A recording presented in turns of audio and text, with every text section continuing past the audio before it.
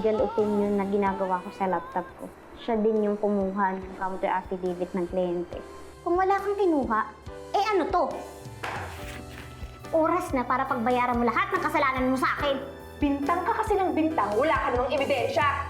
I do not appreciate you putting blame on others for something you are responsible for. Ganyan na pala nararamdaman mo. Toxic na pala dun sa opisina mo.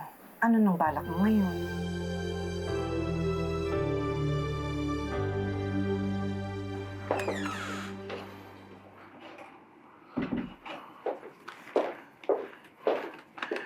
I came as soon as I received your text. Sinabi ko na lang kay Patricia na dinalhan kita ng supplements para hindi na siya magduda kung bakit ako nagpunta dito. What's the problem? May nangyari ba? Then why did you ask me to come? May naisip ako paraan para paano pupuntahan nila. I need your help. How can I help you? Well, may check-up ako bukas, ospital.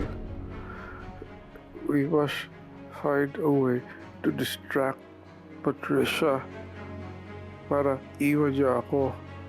Tapos, itatakas mo ako. That's a very risky plan, Ramir. I know it's risky, but it's a risk I'm willing to take. What's going on here? May naririnig ako nag-uusap. Ramir, magaling ka na ba? Ikaw ba yung narinig ko?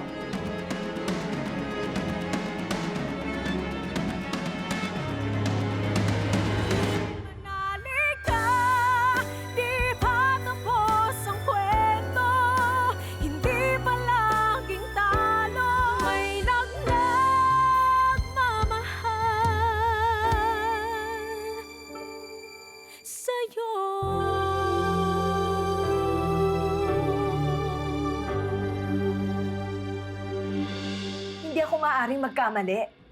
Narinig ko sa hallway na merong nag-uusap dito. Ramir, ikaw ba yon? Answer me! Ako yung narinig mo, Patricia, sa phone. I was talking to my assistant. May problema kasi yung phone ko eh, and I can only hear the other line kung naka-speaker mode. Ikaw lang ba talaga, Evan, yung narinig ko kanina? Oo naman.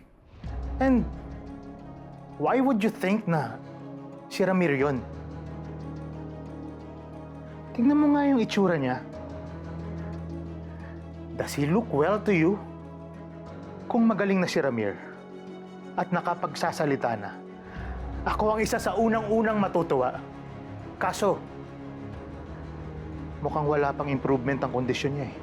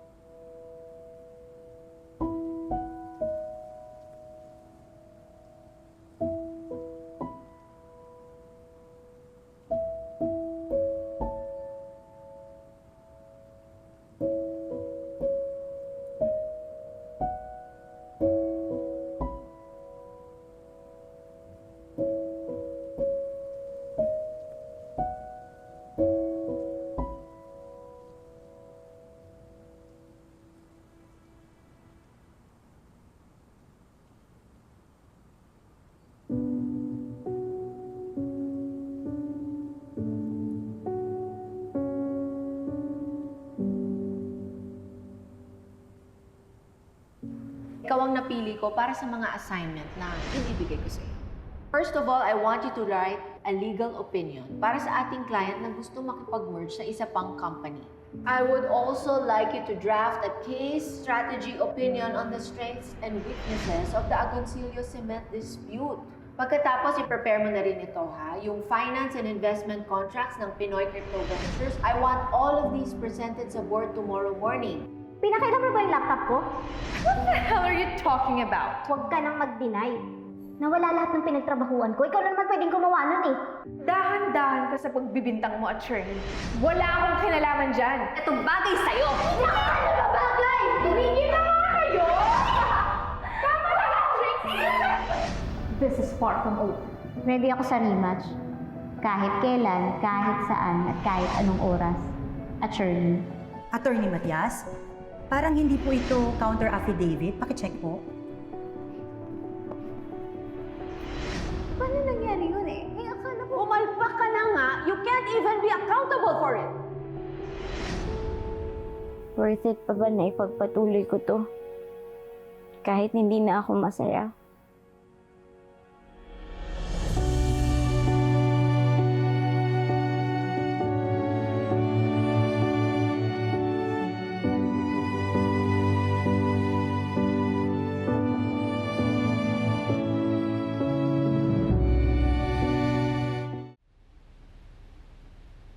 Now for the last thing on our agenda is whether or not and how to sanction Attorney Lilet Matias for failing to submit the counter affidavit for our esteemed client, the Philippine Mega Model Agency.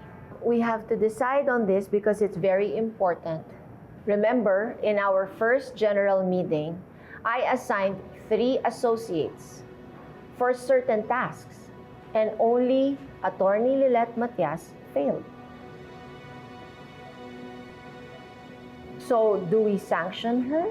And if so, what should we give her as a consequence for having failed to submit something very important for our client? We have to, of course, take care of the reputation of our client. Attorney Mer, according sa report na to, nakapag-file ng motion for extension si Attorney Matias at si Attorney Ignacio. At ang latest update, in-approve ng city prosecutor na bigyan sila ng 10-day extension in the interest of justice. So bakit kailangan pa natin parusahan si Attorney Lilet? Eh, nasolusyon na naman ang problema. You are right, Attorney Constantino. The situation has been rectified. But we still cannot deny the fact that something was not submitted. And this is a case where Attorney Matias has to face the consequences. I agree with Attorney Mer.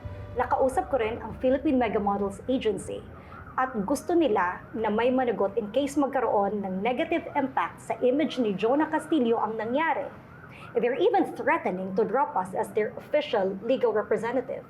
Malaki ang mawawala sa Keystone kapag nangyari yon. Because like I said, PMMA is one of our biggest clients. So, I recommend that we impose a sanction commensurate to the mistake. And we are doing this para wag nang maulit at di natularan ng iba. All I'm saying is, let's take into consideration the character and history of Attorney Lilet Matias. She's always been a reliable lawyer. In fact, Look, Attorney Cons, I know may pinagsamahan kayo ni Attorney Matias because she used to be your scholar and fairly one of your star lawyers. But you cannot be protective of her. We make decisions as Keystone. We belong to one firm now. No more lab, no more D&R, just Keystone. And here at Keystone, we have to be fair and objective. Regardless of whether the lawyer is tenured or not, star or not, those requirements are not the primary considerations. Ganun talaga. Kung sino nagkamali, siya ang haharap sa consequences. Nagkataon lang na this time, it is Attorney Matias. so what kind of example are we trying to set here? Dahil sa maliit na pagkakamali, we're going to remove our star lawyer? Well, any mistake is going to affect the image of Keystone, trivial or not. And any wrong information about how we manage situations internally may reach clients whose reactions we have absolutely zero control over. So yes, for the sake of Keystone's integrity, I recommend... You're recommending that we remove Attorney Matias from this firm?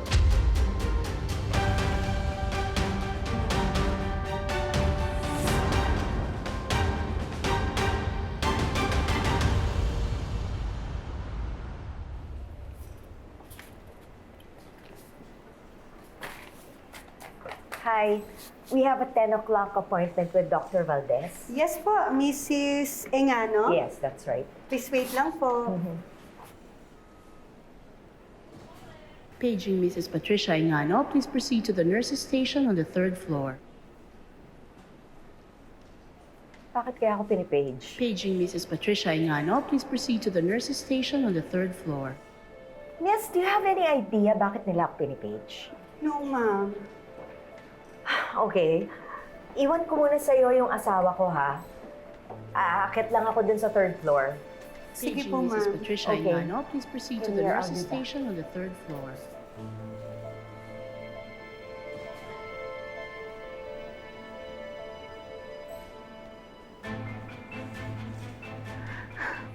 Thank God it worked.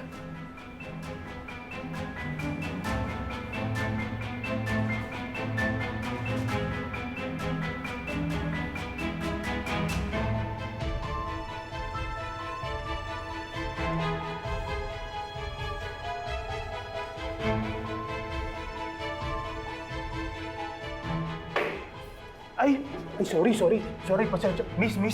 Sorry, natapon po yung kape. Baka po may madulas. Baka pwede kayong tumawag ng tagalinis o tagapunas. Sige po, hahanap lang po ako ng pamunas. Sorry, sir. Sorry. Nakaabang na yung sasakyan ko sa labas. Mention na natin bago pumulik si Patricia.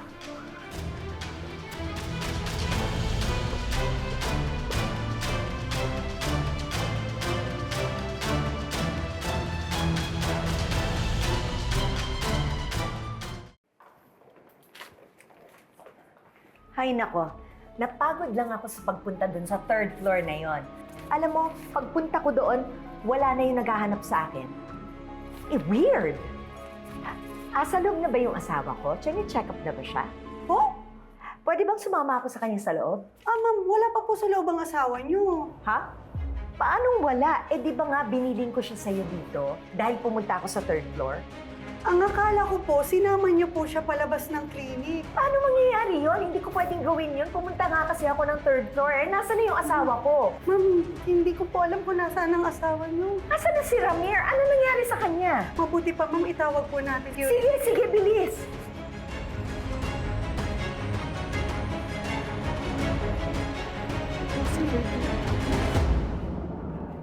Ayos ka lang, Ramil. Okay lang. Bilisan na lang natin, please. Sige. Sana nga lang hindi matraffic papunta doon sa bahay ni na Lilet. Hindi. Wala na siya sa bahay. Doon natin siya punta sa opisina. Sigurado doon siya. Alright. I'll take you doon sa bago nilang opisina, sa Keystone Law Firm. Keystone? Yes, Keystone. Nag-form ng bagong partnership yung dating firm ni na Lilet at saka yung legal NGO ni Meredith. Well, they work together now. Mas mabuti kung gano'n. Sabay ko silang makakausap ng pareho. Malalaman na nila totoo. Si Ramir, asawa ko yan. My God! Kilala niyo ho ba yung lalaki? Si Evan. Abogado namin yan, family friend. Kumpare siya ng asawa ko. Mukha namang walang sign na pinilitan ngayon ng mister niyo, ma'am. Kita naman ho sa video na mahinahon silang nag-uusap ng lalaki at hindi nag-resist ang asawa niyo na sumama. Pero paano nangyari yun? Akala ko all this time, hindi pa nakakapagsalita si Ramir. Hindi pa siya magaling. Narinig ko sa hallway na meron nag-uusap dito. Ako yung narinig mo, Patricia, sa phone. Mga buwisit sila. Pinagplanuhan nila to. Ma'am, pasensya na ho. Wala na ho kaming magagawa kung kusang sumama ang asawa niyo doon sa lalaki. Bakit hindi niyo na lang ho sila kontakin? May idea po ba kayo kung saan sila pupunta?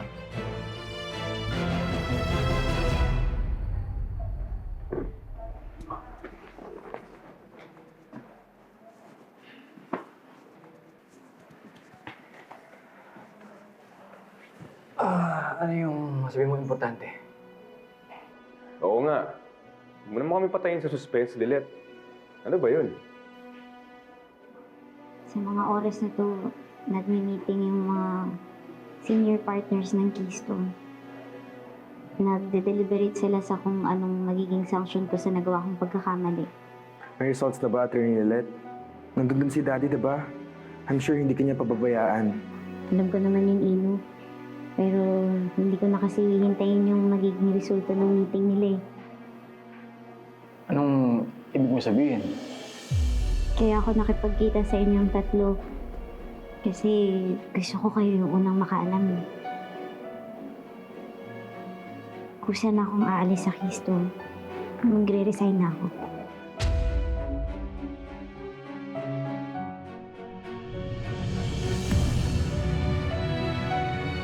Attorney Lilet, pag umalis ka, sino magiging mentor ko? Sure ka na ba talaga dyan? Sayang naman. Makawalan ako ng magaling na partner dito sa Keystone. Lilet, baka pwede ko pang i-reconsider yung decision mo. Oo nga po. Nasanay na po ako na lagi ka nandyan para ipagtanggol ako. Ayoko na mawala ng kakampi. At saka siguradong hindi matutuwasin ng mami at daddy pag umalis ka. Sa totoo lang, nanghihinayang din naman ako kasi marami na akong naging kaibigan dito eh. Nahihiya din ako kay Lorena at saka kay Attorney Constantino. Kasi sila yung unang nagbigay ng chance sa akin. Pero masyado na kasing maraming hindi magandang nangyari. Eh, kung magsistay pa ako, yung mental health ko naman yung magsasuffer. Kaya para makaiwas na din sa stress at negativity, aalis na lang ako. Basta, Lilet, kung ano man ang mapagdesisyon mo, lagi bukas ang KKK para sa'yo. Salamat, Bon.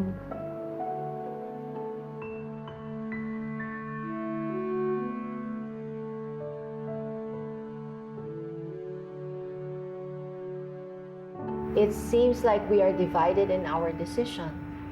Attorney Rona is recommending that we sanction Attorney Matias. And Attorney Constantino is saying that perhaps we should give her another chance. We have to decide now as Keystone. Why don't we just vote for it? And whatever the majority decision is, then we just follow it. I agree with Attorney Spanky. So, let's have a vote. Those in favor of Attorney Rona's advice to sanction Attorney Matias, please raise your hand.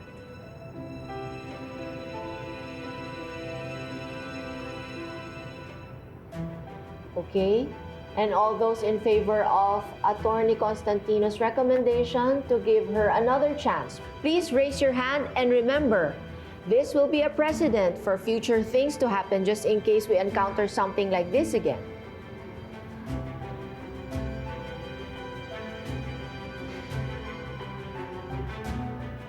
There seems to be a tie. 6-6. But you haven't voted yet, Attorney Mer. And as the presiding officer, you have the power to break the tie.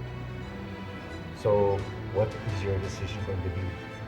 Vote to give a warning to Attorney Matias? Or will you vote to impose a sanction and set a precedent for Keystone?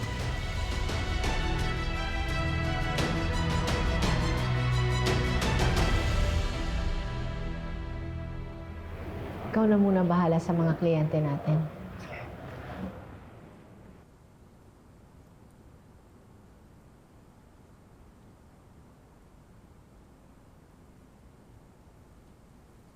Attorney Mer, Pwede ko po ba kayong makausap?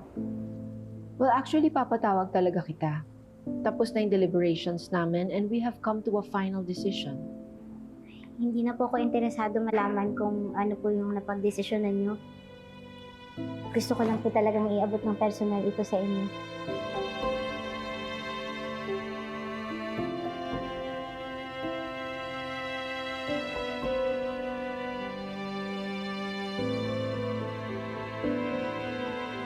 Ano to? Resignation letter ko po. Napagdesisyonan ko na po na umalis na sa Keystone.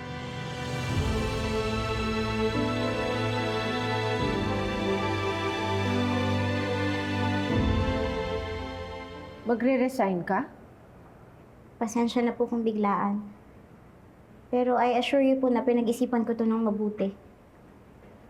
Bago po ako umalis, gusto ko lang din pong magpasalamat sa inyo. What for? Sa lahat-lahat po. Hindi nyo lang po alam pero napakalaki po ng naging impact nyo sa buhay ko. Kayo po yung unang nagturo sa akin para lumaban. Kayo din po yung naging inspirasyon ko para maging abogado ako. Sa totoo lang po, pangarap ko po na makatrabaho kayo eh. Kasi idol ko po kayo. At ngayon na natupad na po yun, na-realize ko na masyado na pong lumiliit yung mundo para magkasama pa tayong dalawa. Kaya habang may natitira pa pong paghanga at respeto, aalis na lang po ako. Ayoko po kasing dumating yung araw na natuluyan na po tayong magkasamaan ng loob at magkasira.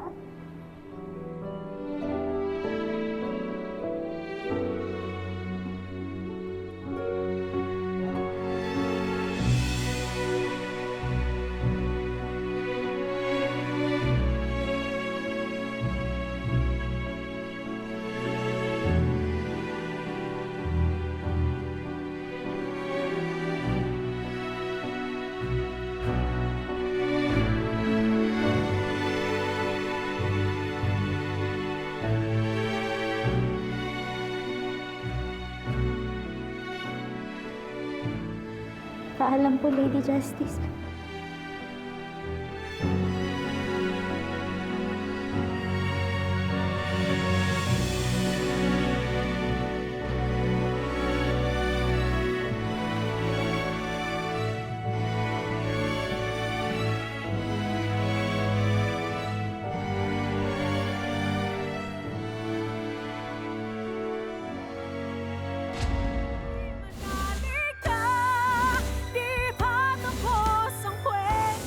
Your wife probably knows already na tinulungan kita. Matalino si Patricia. Malamang alam niyang papuntahan na si Lilet. Bilisan na natin. Si Ramir, magaling na siya, nakakapagsalita na siya.